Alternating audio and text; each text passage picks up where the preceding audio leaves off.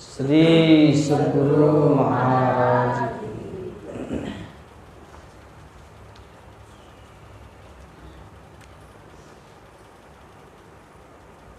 परमाराध्य श्री सद्गुरु महाराज के युगल पाद पद्मों में कोटि कोटि नमन। मंचासीन परम पूजनीय पूज्य माता जी के चरणों में नमन।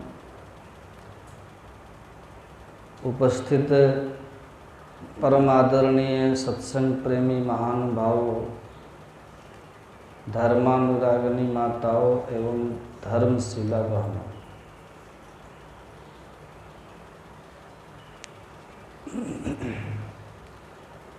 हम लोग अभी पूज्य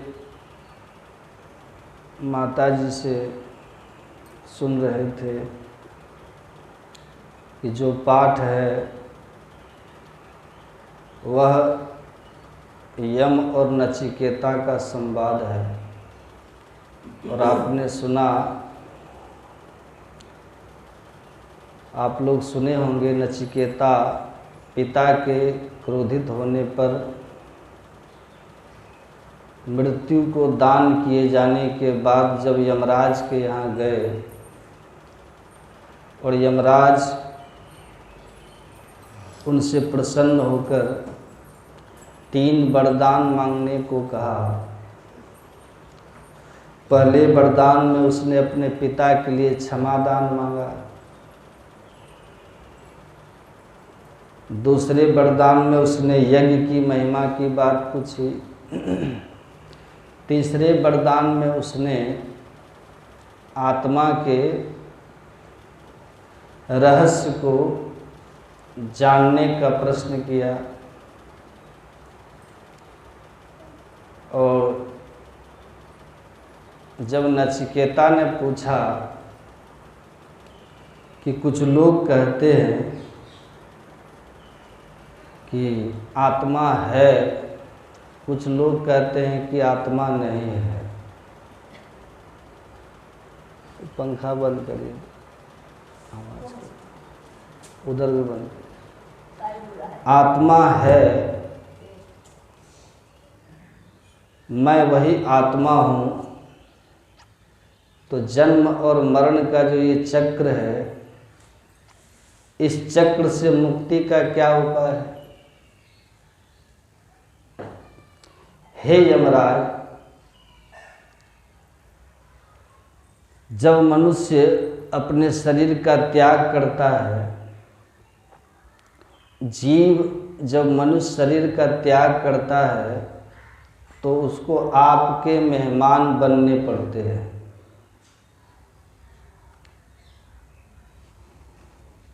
आप उसको शुभ अशुभ कर्मों का फल देते हैं, स्वर्ग नरक के रूप में, और फिर उसका पुनर्जन्म हो जाता है कर्मानुसार विभिन्न योनियों में। और इस जीव को बहुत दुख होता है। तो आप मुझे ये वरदान के रूप में यही ज्ञान दें कि आत्मा क्या है और किस तरह वह आपके चक्र से मुक्त होगा। कौन पूछ रहे हैं? नचिकेता। मरने के बाद जम का मेहमान नहीं बनना पड़े, ईश्वर का हमको ज्ञान हो, तो आप हमें आत्मा परमात्मा संबंधी, मोक्ष संबंधी ज्ञान दें। तो नचिकेता ने जब यह प्रश्न किया तो यमराज ने कहा कि यह बहुत गूढ़ प्रश्न है, बहुत गंभीर प्रश्न है, यह समझना और समझाना बहुत कठिन है। इसलिए तुम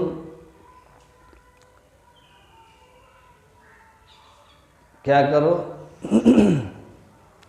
इस सवाल का जवाब छोड़ दो, इसके बदले तुम धरती के धरती पर जितना दिन आयु चाहो मांग लो, जितना बड़ा राज्य चाहिए मांग लो, जितना धन वैभव चाहिए मांग लो। तो नचिकेता ने कहा आयु कितनी भी लंबी हो एक दिन खत्म हो जाएगा। 100 के जगह 1000 वर्ष, लाख वर्ष मांग लो तो भी तो खत्म हो जाएंगे। धन कितना भी मांग लें उसको भी एक दिन छोड़ के जाना पड़ेगा। कितने भी बड़े राज्य के राजा हम हो जाएं, राज्य भी हमको त्यागना पड़ेगा। और अंत में आप लोग सुनते ही हैं, कहे कबीर अंत की बारी हाथ झाड़ी जो चला जुआरी। तो अंत में फिर यही हाथ होगा, यही हाल होगा। इसलिए हमें नहीं चाहिए। तो कहा कि तो स्वर्ग की आयु मांग लो, जिस स्वर्ग में रहना चाहो। 7 तरह के स्वर्गों की चर्चा है, जिसमें सबसे ऊंचा वैकुंठ को बताया गया। तो आपको जो स्वर्ग चाहिए सो मांग लो। कौन कह रहा है? यमराज कह रहा है, सुनते नहीं आप लोग। लेकिन आखिर कितना भी लंबा दिन हो स्वर्ग में, पुण्य छिन तो होगा। तो फिर स्वर्ग को त्यागना पड़ेगा कि नहीं? इसीलिए कहा नहीं चाहिए स्वर्ग, मुझे स्वर्ग नहीं चाहिए। कौन कह रहा है? नचिकेता। केवल मुझे आत्मा का रहस्य बताइए, जन्म मरण का, इससे मुक्ति का उपाय बताइए। हर तरह से जांचने परखने के बाद तो यमराज को ये ज्ञात हो गया अच्छी तरह से कि यह बालक संसार के किसी भी प्रलोभन में आने वाला नहीं है, सच्चा अधिकारी है इस ज्ञान का। तो उस यमराज ने उसे कहा कि हे नचिकेता सुनो, संसार उत्पत्ति विनाशशील है। संसार उत्पन्न होता है और संसार का नाश होता है, लेकिन इस संसार को बनाने वाले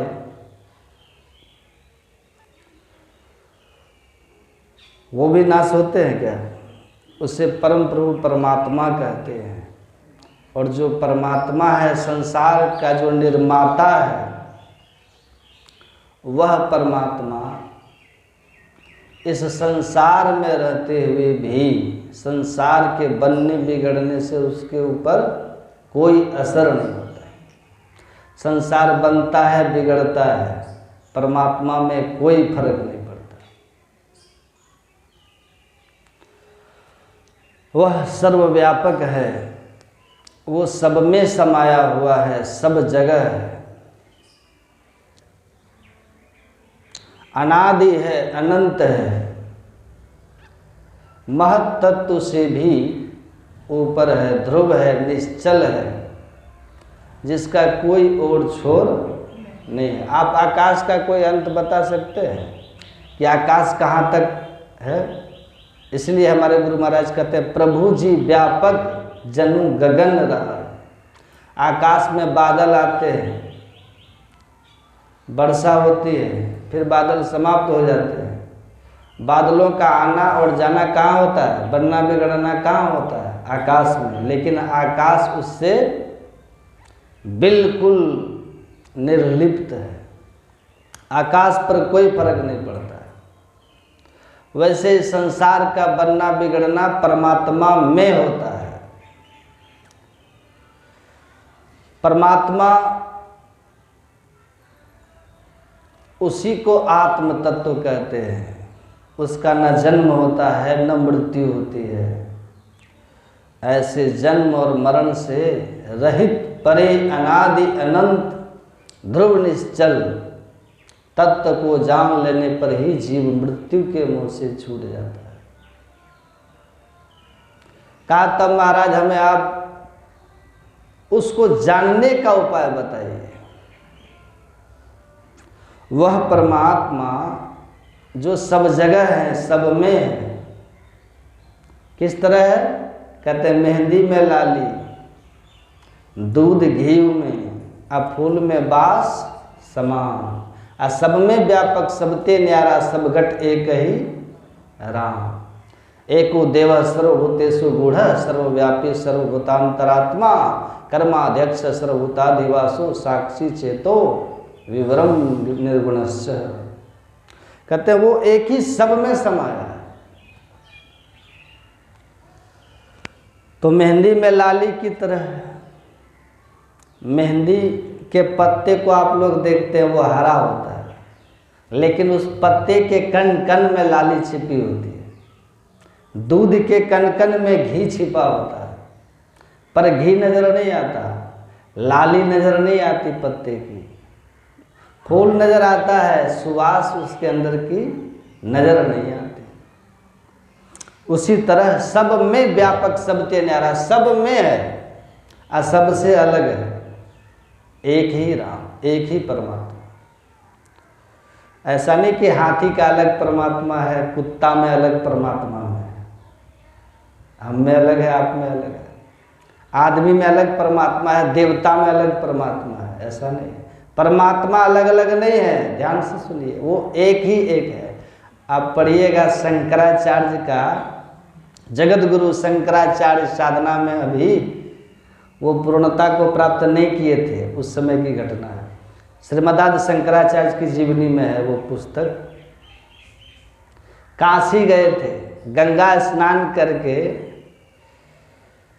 काशी की गली बड़ी तंग है, बड़ी छोटी छोटी गलियां हैं। 2-2, 3-3 किलोमीटर तक आप एक स्कूटर इधर से ले जाएंगे, दूसरा स्कूटर लेकर आ रहे हैं तो एक को रुक करके तिरछा होना पड़ता है। कई ऐसी गलियां हैं काशी की। तो शंकराचार्य जी स्नान करके गंगा घाट से आ रहे थे। इधर से एक 2-3 कुत्ता को रस्सी से बांध करके जा रहा था। अब उधर से शंकराचार्य जी गंगा स्नान करके आ रहे हैं। शंकराचार्य जी कहते हैं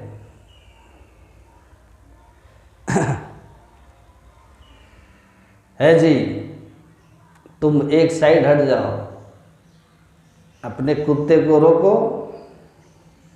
एक साइड करो। कहा क्यों? कहा मैं गंगा स्नान करके आ रहा हूं ना, मैं पूजन वर्चन करने जा रहा हूं, स्पर्श हो जाएगा तुम में या कुत्ते में तो हम अपवित्र हो जाएंगे। तो उस डोम ने कहा, किसको कह रहे हैं?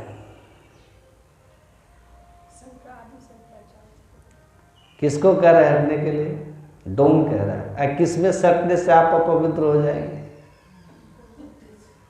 कहा सुनिए सुनिए, क्षितिजल पावक गगन समीरा, पंच रचित यह अधम शरीरा। आकाश, हवा, अग्नि, जल, मिट्टी, इन 5 तत्वों से आपका शरीर बना है, और इन्हीं 5 तत्वों से मेरा शरीर बना है। इन्हीं 5 तत्वों से कुत्ते का शरीर बना है कि?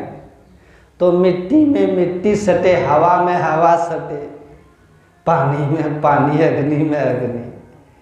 इसमें पवित्रता और अपवित्रता की क्या बात है? जिस चीज से आपका शरीर बना उसी से तो मेरा बना है, और उसी से तो कुत्ते का शरीर बना है। तो शरीर भाव में तो हम तीनों बराबर हैं भाई। और अगर आत्मा को कह रहे हैं हटने के लिए, तो आत्मदृष्टि से भी विचार कर लीजिए, आत्मदृष्टि में भी। तो आप समझ जाइए आप लोग, ईश्वर अंश जीव अविनाशी चेतन अमल सहज सुख राशि। जो आत्मा परमात्मा का अंश जीवात्मा के रूप में मेरे अंदर है, वही आपके अंदर में है, वही कुत्ते के अंदर में है ना। कौन कह रहा है? किसको कह रहा है? वही तो कुत्ते के अंदर है, जो आपके अंदर वही मेरे अंदर है। तो आत्म भाव में भी हम आप कुत्ता एक हैं। कुत्ता हम और आप आत्म भाव में भी एक ही है, ईश्वर अंश। और शरीर भाव में भी हम तीनों एक ही हैं। तो किसको कह रहे हैं हटने के लिए? बताइए, किससे आप पवित्र होंगे आप? तो शंकराचार्य ने कहा आग आग सब एक सी होती है, लेकिन शमशान की आग, चिता की आग और मंदिर का दीपक की आग दोनों क्या समान है? मंदिर के दीपक को प्रणाम करते हैं, चिता की आग को अपवित्र मानते हैं। उसी तरह तुम्हारा और हमारा शरीर में अंतर है। तुम्हारा डोम का शरीर है, ये कुत्ते का शरीर है, ये ब्राह्मण का शरीर है। तो वो डोम भी काशी का डोम था। उसने कहा वाह आपका ज्ञान कमाल है। अगला सवाल उसने पूछा, महाराज आप यह बताइए कि दीपक, मंदिर के दीपक को ला करके चिता जलाया जा सकता है कि नहीं? मंदिर के दीपक से चिता जला सकते हैं कि नहीं जला सकते? क्या जला सकते? दीपक की आग पर हाथ रखेंगे तो हाथ जलेगा कि नहीं जलेगा? कहा जल जाएगा। कहा कि चिता की आग से मंदिर का दीपक जल जाएगा कि नहीं जल जाएगा? नहीं जलेगा। मंदिर का दिया चिता की आग से भी जलेगी, और चिता की आग तो जलाती ही है, दीपक भी की जो आग है वो भी जला ही देगी। जलाने का गुण धर्म दोनों में है। चिता की अग्नि का भी गुण धर्म यही है। प्रकाश का क्या गुण है? अग्नि का क्या गुण है? प्रकाश देना। जब आग आप जलाते हैं तो प्रकाश हो जाता है। प्रकाश देना, दाहक शक्ति, जला देना, प्रकाश देता है, जला देता है। आसपास खड़े होंगे तो गर्मी लगती है। ये आग का गुण धर्म है, ये आग का ही होगा। ये तीन गुण उसमें रहेंगे ही रहेंगे। आग कौन कह रहा है? डोम कह रहा है। तो चिता की अग्नि और दीपक की अग्नि में समान गुण धर्म है। दीपक की आग पर भी हाथ रख देंगे तो जल जाएगा। दीपक के आग से भी घर में आग लगाया जा सकता है, शरीर में भी आग लगाया जा सकता है। इसलिए गुण और धर्म अग्नि का, वो चाहे चिता वाला हो चाहे दीपक वाला हो, वो हमेशा एक सा रहता है, एक सा रहता है। कहा तुम्हारा तात्पर्य?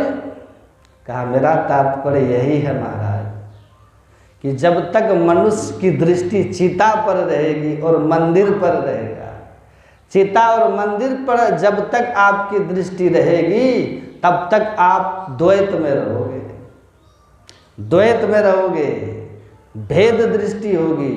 और जिनके पास भेद दृष्टि है, कहा कि भेद दृष्टि से क्या होता है? नरकम वृषदारुणम, वो नरक का ही अधिकारी होगा, नरक का अधिकारी होगा।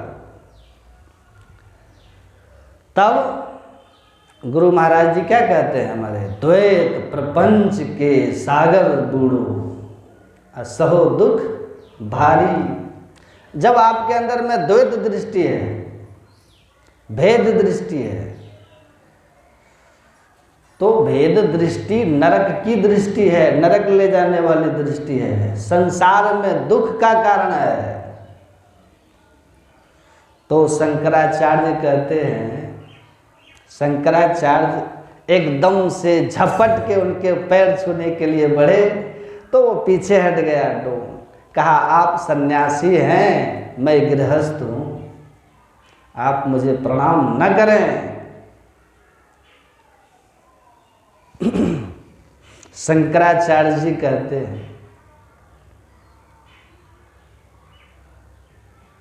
कि यह ज्ञान, जिस ज्ञान को, जिस भेद को समझने के लिए मुझे कहाँ कहाँ भटकना पड़ा, फिर भी मैं नहीं समझा, उस भेद को आपने बड़ी सहजता से समझा दिया महाराज, बड़ी सहजता से समझा दिया। गुरु नाम है ज्ञान का, यह दुर्लभ ज्ञान मुझे आपसे मिला है, इसलिए मैं आपको प्रणाम कर रहा हूँ। कहानी की यही सच्चाई है। कहीं कहीं आपको मिलेगा कि कहते हैं कि भगवान शिव ही चंडाल के रूप में आए थे शंकराचार्य को ये ज्ञान देने। लेकिन काशी के डोम की विद्वत्ता की महिमा सब लोग जानते हैं। आज भी स्वामी काशिकानंद जी महाराज काशी के सबसे बड़े विद्वान है, जाति के डोम ही है। और वो बोलते हैं कि मेरे प्रवचन को, उनके प्रवचन में भीड़ कम होती है। तो किसी ने कहा कि आपके यहाँ श्रोताओं की कमी है, दूसरों के यहाँ श्रोता बहुत आते हैं। वो हम लोग भी बोलते हैं ना, एक नया मत चला है ना, मुर्गा मांस खाओ और भोला बाबा को जगाओ, दारू पियो जगाओ, है ना। कहा कि इतनी पुरानी आपकी संस्था है, हम लोग का भी देखिए 9वां 10वां अखिल भारतीय हो गया, 10वां हो गया। और तब देखिए इस गांव में कितने सत्संगी होंगे, हैं। और उन लोग का देखिए सत्संग में कितनी भीड़ हो जाती है ना। एक आदमी ने कहा कि क्या आप लोग सत्संग करते हैं, कितनी पुरानी आपकी संस्था, कितने लोग आते हैं, हम लोग में देखिए कितनी भीड़ होती है। तो हमने कहा अरंड समझते हैं, एक पौधा होता है अरंड में, उसमें लगता है ना तेल उल निकलता है। हम बोले अरंड का जो लकड़ी है अरण्य का वो 1 कुंटल और चंदन 1 किलो, तो बताइए कौन विशेष है। चंदन 1 किलो है, अरण्य की लकड़ी 1 कुंटल है, तो बताइए कौन विशेष है। चंदन है। किसकी कीमत अधिक है, किसकी महिमा अधिक है, बताइए। चंदन का है ना। तो चंदन 1 किलो खरीदोगे तो 5 कुंटल अरंड भी नहीं 50 कुंटल हो जाएगा। कौन पूछता है उसको, उसको पूछता कौन है। तो हम बोले बताइए, भीड़ से,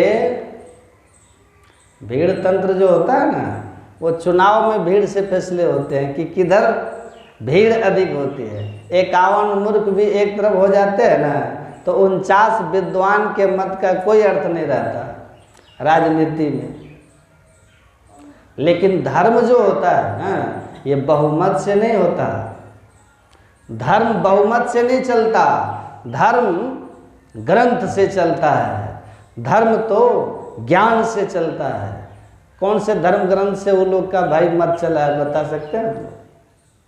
कौन से धर्म ग्रंथ से चलता है, नहीं बता सकते।